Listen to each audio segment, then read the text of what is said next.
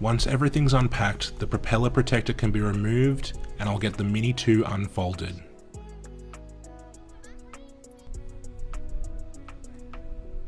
Let's make sure the batteries are fully charged by single pressing the power button on the battery charger. Then the battery can go into the Mini 2 and the gimbal protector can be removed.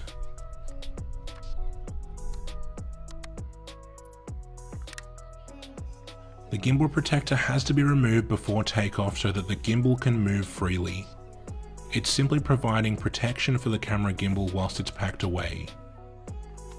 Now the control sticks can be screwed into place on the front of the controller.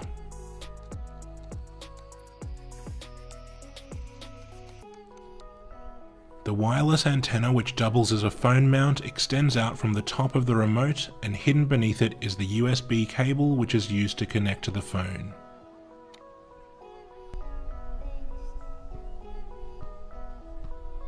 Finally, I can open the DJI app on my phone and power on the remote controller as well as the Mini 2 itself.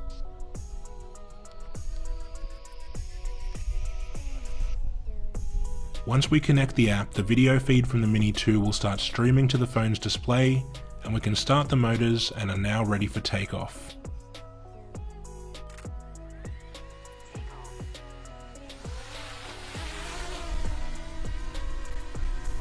Once in the air, the left control stick controls the altitude of the drone as well as the direction, and the right control stick controls the movement forward, backwards, left and right.